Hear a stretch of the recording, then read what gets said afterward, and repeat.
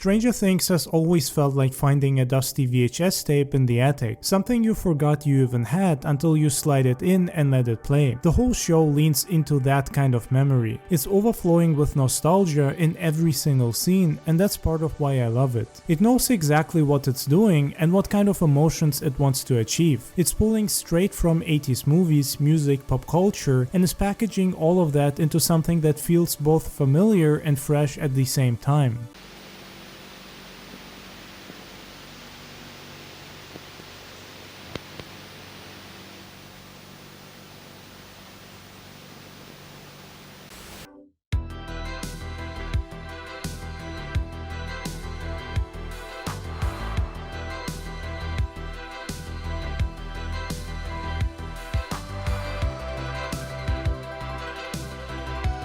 I think the town of Hawkins might be the best example of this. Every shot of that place feels like a mashup of every small town from 80s movies or TV shows, like the quiet streets, the wood-paneled basements, or the rundown arcades. Even the way the houses are lit at night reminds me of the kind of movies you'd rent at the video store and end up watching on a Friday night. It's not just set dressing, it feels like they dug up pieces of old memories and rebuilt them for the screen.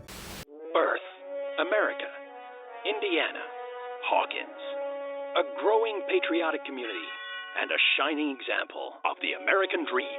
I mean, seriously, the whole show feels like a mashup of every single 80s movie and cliche imaginable, while at the same time doing its own thing and being extremely original. A lot of the night shots, for example, feel like they were inspired by plenty of horror movies of that decade, but you can also see a lot of early 90s inspiration here. There is a strong Twin Peaks and X-Files feeling in a lot of the episodes, and I'd argue that these two shows had the biggest impact on Stranger Things. Nothing is what it seems. Diane, 11:30 a.m., February 24th. In a town like Twin Peaks, now available for the first time in a special edition DVD collection.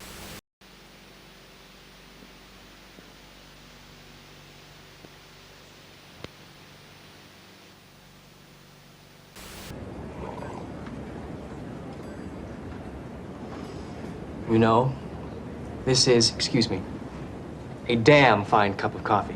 This show probably wouldn't even exist without Twin Peaks and X-Files. Most people today don't realize just how influential those shows were and how much of modern pop culture, especially within the supernatural mystery genre, was shaped by them.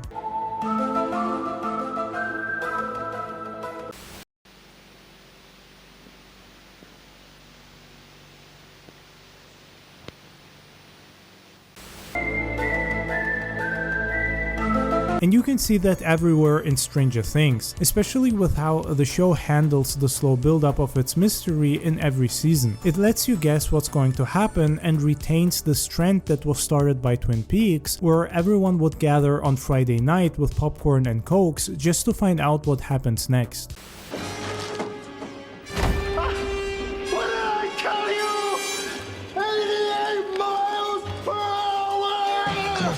Whatever you do, don't go anywhere. Fine, Dad.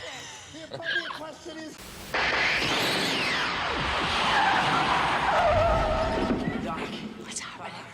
I have no idea. I'm pretty sure that mom was trying to bang her son. Wait, the hot chick was Alex P. Keaton's mom? Girls chasing boys. When I was your age, I never chased a boy or called a boy or sat in a parked car with a boy. It's a great idea. I'd love to park. Huh. Marty, I'm almost 18 years old. It's not like I've never parked before. What? And he can sleep in my room. I gotta go. Dang. You smoke too? Marty, you're beginning to sound just like my mother. Boy, that escalated quickly. Then why is it called Back to the Future? He has to go back to the future because he's in the past. So the future is actually the present, which is his time.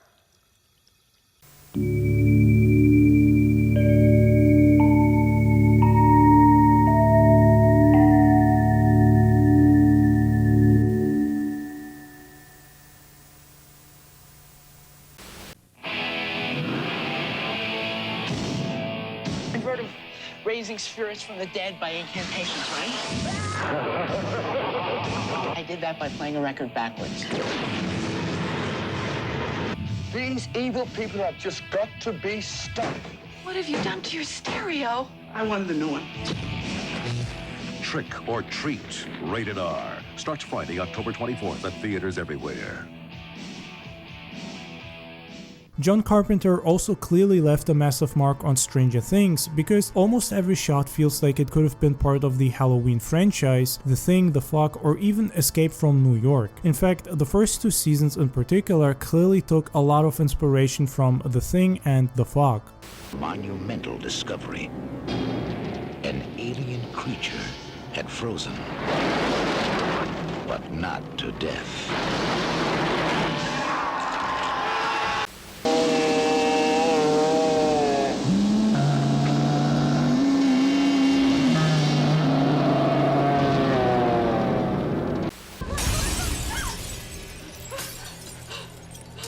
Hi there. Here's Johnny.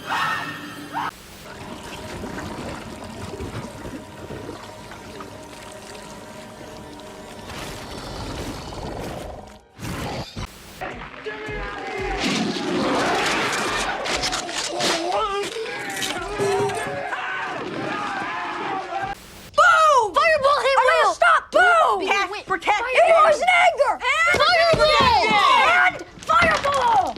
You gotta be fucking kidding.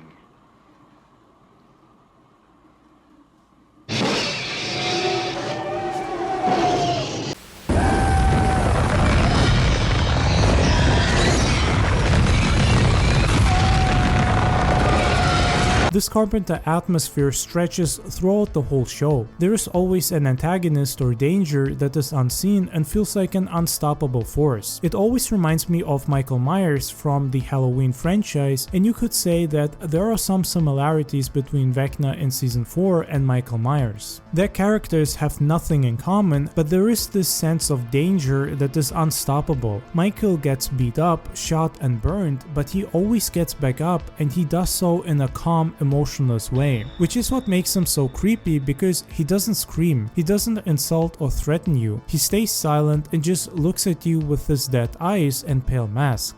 The night he came home, when the deepest fears are made real, when the darkest nightmares come true, when the most courageous soul cowers in the face of evil. First time on TV, the modern horror classic from John Carpenter. Parental discretion advised. This film contains elements of shock and suspense. And now, Halloween, you won't be watching it alone. Even when he's stalking or unaliving someone, he does so without any emotions. Vecna clearly shows a lot more emotions and pleasure in chasing and taking out his victims, but he also has a Halloween-esque presence. And when he does get shot at the end of the season, that scene feels like it was ripped straight out of the first Halloween movie.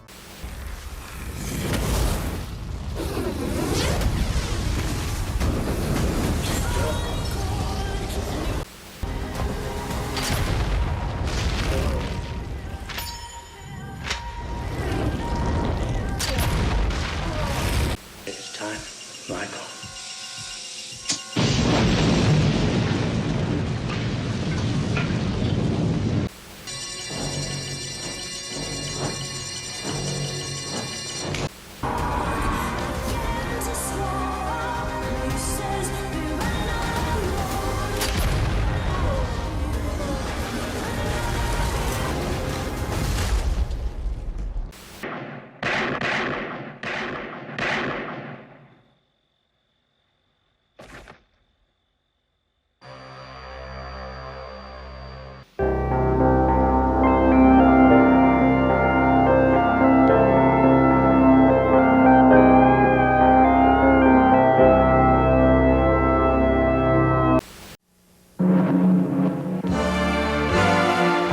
Jennifer, you've been chosen to get on the party line. It's the exciting way to meet people from all over the country. Just pick up the phone and call 1-809-544-CHAT. You can make new friends, chat with old ones, and maybe find that one really special friend 24 hours a day. Call 1-809-544-CHAT. That's 1-809-544-CHAT. Season 3 and 4 are by far the ones that are overflowing with 80s nostalgia the most, and I think it's really interesting how the Duffer Brothers managed to mix horror, humor, action, mystery, and sci-fi in such an interesting way. That's good. Just sure you don't care. I don't. Why are you winking, Steve? Stop. Steve! Aboard! Aboard!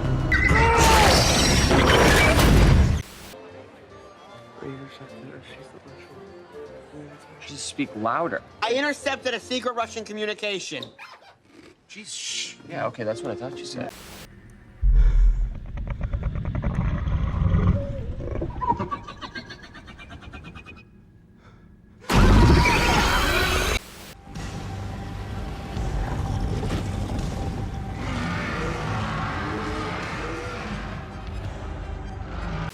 I'm sorry, who are you? Erica Sinclair, who are you? Murray Bauman. Listen, Mr. Bumman. I'm sorry, why is this 4-year-old speaking to me? I'm 10, you bald bastard. Erica! Just the facts. She's right. Everywhere down the loins, right? Come on, ladies, show me what you got. Slow now. I mean seriously, one moment season 3 has characters that are literally a direct reference to the Terminator, and the next you see Lovecraftian monsters destroy neon-drenched malls. Not many shows or movies, especially modern ones, are able to mix so many different genres and themes and end up with a high-quality product. I'm not a cop. Yeah, no shit, Khrushchev. Shit! Don't look at them. At me. They wait on handguns, but the rifles you can take right now. You can't do that. Wrong. Because you're a policeman. Policemen have rules. Oh, yeah. You won't hurt me. Yeah? Why not? Because you're a policeman. There are rules for policemen.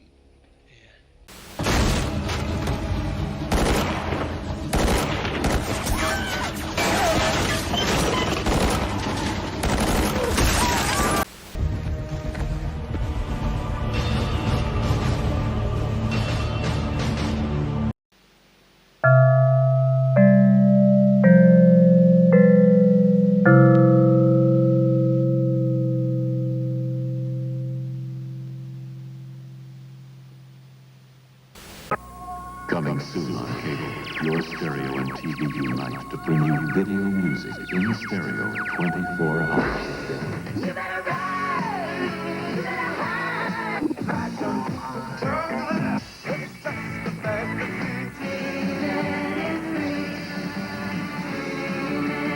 MTV Music Television in stereo. You'll never look at music the same way again. The music in Stranger Things is just as important as all the 80s Easter eggs, the story or character building, in my opinion. Every season is filled with an amazing soundtrack, be it the show's own or licensed songs from the 70s and 80s.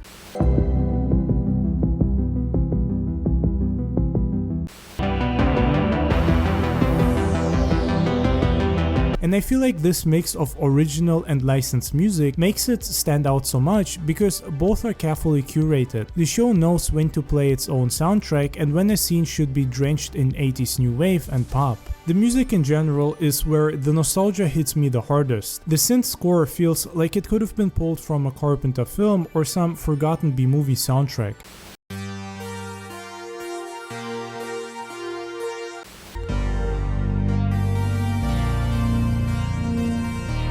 And I mean that in the best way possible. It hums under everything and makes the show feel alive in a way most modern TV doesn't. And these tracks don't just play in the background, they attach themselves to the characters, so now when I hear those songs outside of the show, they pull me right back into Hawkins. It's like the music rewired my brain, where now instead of connecting them to the real 80s, I think of the fake version created in the show and my mind jumps to Hawkins.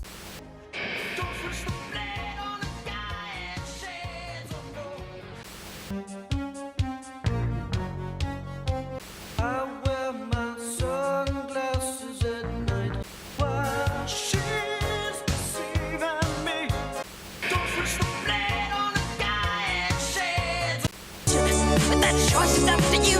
Hey, you're a whole generation.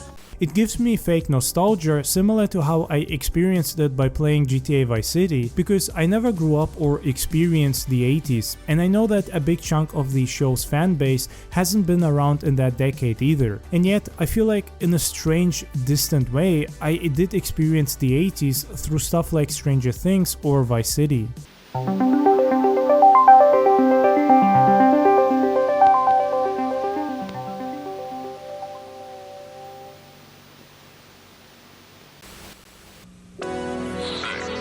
In our world of endless imagination, anything can happen.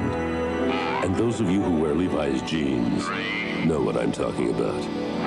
Because anywhere our minds can go, we can follow too.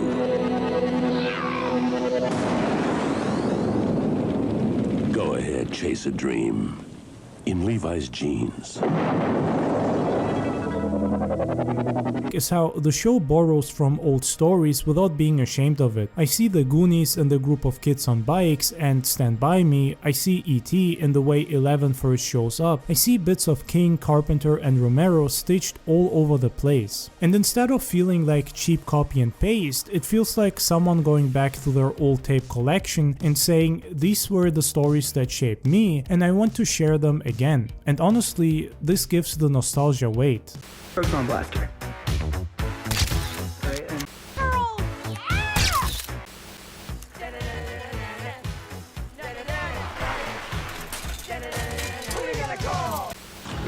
The brave, the best, the only Ghostbusters. Starring Bill Murray, Dan Aykroyd, Sigourney Weaver, Harold Ramis, and Rick Moranis. Ghostbusters, coming to save the world this summer. The spirit of Stephen King definitely haunts the show because his books, especially those that came out in the 70s and 80s, all feel like Stranger Things material. Even the characters feel wrapped up in this nostalgia, the kids with their walkie-talkies in D&D sessions, the teenagers with their mall jobs and mixtapes, and the parents who don't always know what's going on until it's too late. I think part of why it works is because those roles are so familiar. They're the archetypes from the movies and TV shows that were popular back then, but with just enough twists to make them feel fresh and original again. Let's coin up.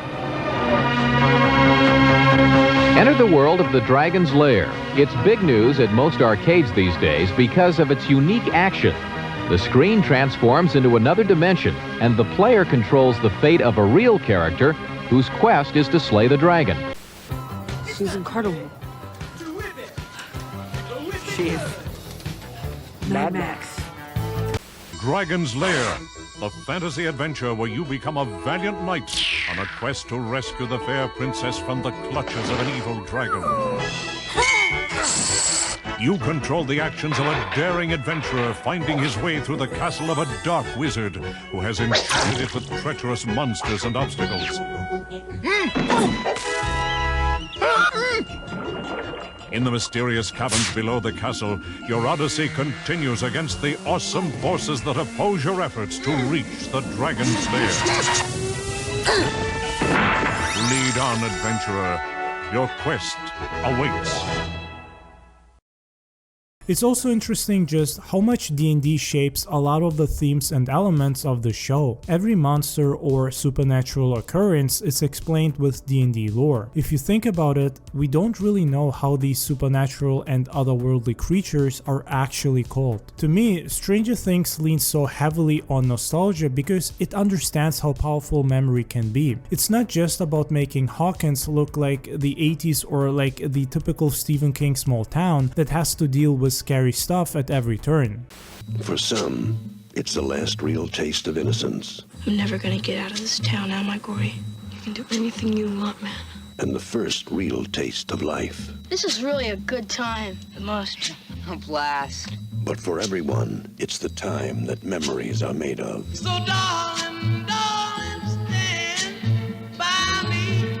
Oh, stand. It's about how the show makes you feel when you see it. The neon glow, the sound of bikes cutting through a quiet neighborhood, or the buzz of an arcade machine. Those details stick in your head because they remind you of something, even if you didn't live through it. The show makes you believe you did. That's why Stranger Things feels so special to me, like an actual VHS tape from 1984. When I watch it, it doesn't feel like just another show that I'm binging. It's like rewinding an old tape from the 80s that somehow has all the best parts of the decade spliced into one story. A little messy, a little over the top, but packed with the kind of atmosphere that keeps you coming back. In my opinion, that's the real magic of it. It leans on nostalgia instead of dragging it down. It makes the whole thing timeless. Starcourt Mall is one of the finest shopping facilities in America and beyond. So come on down, and remember, Starcourt Mall has it all. Starcourt is an all-American subsidiary of Starcourt Industries and International Enterprise.